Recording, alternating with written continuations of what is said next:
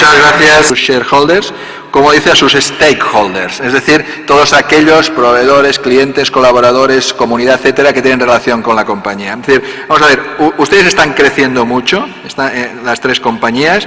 ¿Qué están haciendo? ¿Qué pasos están llevando a cabo para cumplir con su responsabilidad social? Es decir, no solamente en dar beneficio a sus accionistas, sino también satisfacer a los stakeholders, es decir, pues a todo aquel que tiene relación con la compañía. A ver, ¿quién quiere contestar primero?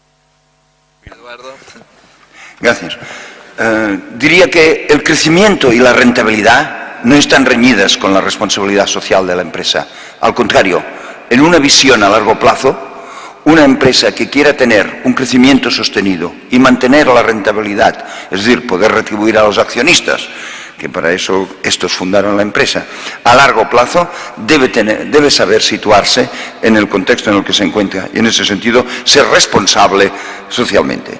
En Nestlé consideramos que esta responsabilidad social tiene 4 aspectos: un aspecto económico, un aspecto social, un aspecto ecológico y un aspecto de consumidor.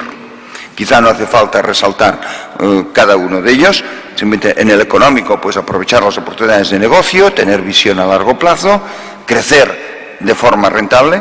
En el social, crear puestos de trabajo, buscar la calificación de las personas a las que damos trabajo, procurar colaborar con las autoridades del país en las que estamos para el desarrollo económico y social de este país.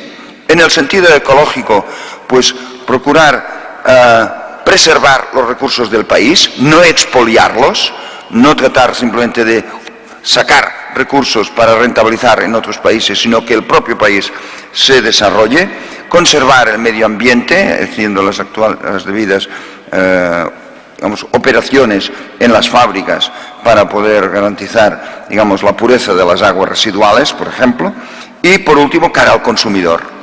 Con el consumidor tenemos una gran responsabilidad, la responsabilidad de alimentarlo, la responsabilidad de darle productos de calidad y de asegurar que cuando él vea un producto que nosotros hemos comprado una materia prima genérica, general, o varias materias primas genéricas, y luego lo transformamos en un producto terminado, en un producto que da un servicio al consumidor con una marca, esto lleva una responsabilidad. Y la responsabilidad, en este caso, es totalmente nuestra. Y, por lo tanto, hemos de adaptarnos a todo ello. Gracias, señor moderador.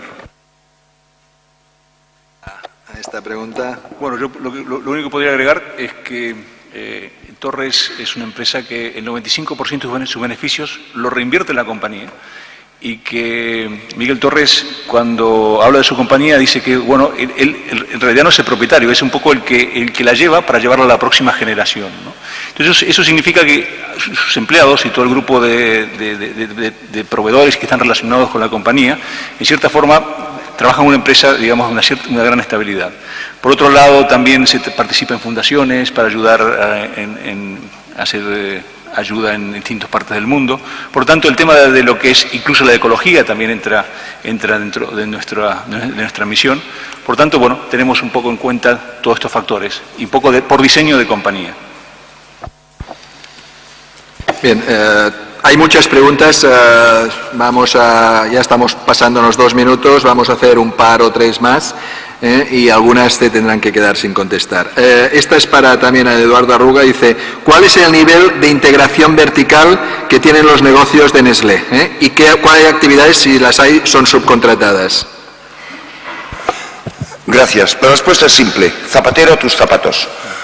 Los de Nestlé tenemos una gran confianza en nuestros centros de investigación, tenemos una gran confianza en la tecnología de transformación de productos alimenticios, en la distribución de productos alimenticios, pero no somos especialistas en muchas otras actividades. No somos especialistas en la producción agraria o ganadera, no somos especialistas en llegar al consumidor desde el punto de vista de detallistas o de mayoristas. Nuestras actividades se centran, y aquí quizá aprovecho un poco la respuesta que he dado antes, se centran en procurar, coordinando toda la cadena de valor, desde la materia prima hasta el producto terminado, simplemente nosotros dedicarnos a hacer de la mejor manera posible nuestra actividad de fabricación y de distribución. Las demás actividades las subcontratamos, las externalizamos.